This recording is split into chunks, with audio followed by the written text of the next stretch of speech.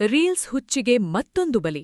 ಉತ್ತರ ಪ್ರದೇಶದ ಸಿದ್ಧಾರ್ಥ ನಗರದಲ್ಲಿ 60 ಅಡಿ ಎತ್ತರದ ನೀರಿನ ಟ್ಯಾಂಕ್ ಹತ್ತಿ ಸಾಹಸ ಮಾಡೋಕೆ ಹೋದ ಬಾಲಕನ ಪ್ರಾಣವೇ ಹೋಗಿದೆ.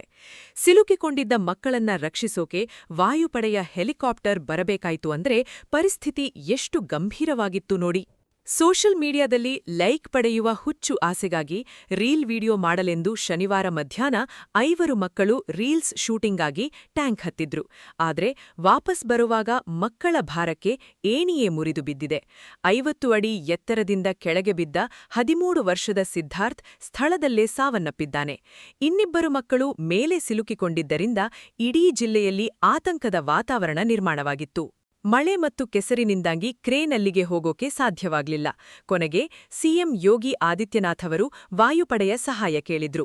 ಅದರಂತೆ ವಾಯುಪಡೆ MI-17 ಹೆಲಿಕಾಪ್ಟರ್ ಕಳಿಸಿದೆ. ರಾತ್ರಿಯಿಡೀ ನಡೆದ ಆಪರೇಷನ್ ನಂತರ ಬೆಳಗ್ಗೆ 5 ಗಂಟೆಗೆ ಇಬ್ಬರು ಮಕ್ಕಳನ್ನ ಏರ್ಲಿಫ್ಟ್ ಮಾಡಿ ರಕ್ಷಿಸಲಾಗಿದೆ. ಲೈಕ್ಸ್ ಮತ್ತು ಕಾಮೆಂಟ್ಸ್ ಪಡೆಯೋಕೆ ಹೋಗಿ ಇಂತಹ ಅಪಾಯಕಾರಿ ಸಾಹಸ ಮಾಡೋದು ಎಷ್ಟು ಸರಿ, ನೀವೇ ಯೋಚಿಸಿ. ಅಸುರಕ್ಷಿತ ಕಟ್ಟಡಗಳ ಮೇಲೆ ಹೋಗೋ ಮೊದಲು ಎಚ್ಚರವಿರಲಿ. ಈ ವಿಡಿಯೋವನ್ನ ಎಲ್ಲರಿಗೂ ಶೇರ್ ಮಾಡಿ ಜಾಗೃತಿ ಮೂಡಿಸಿ.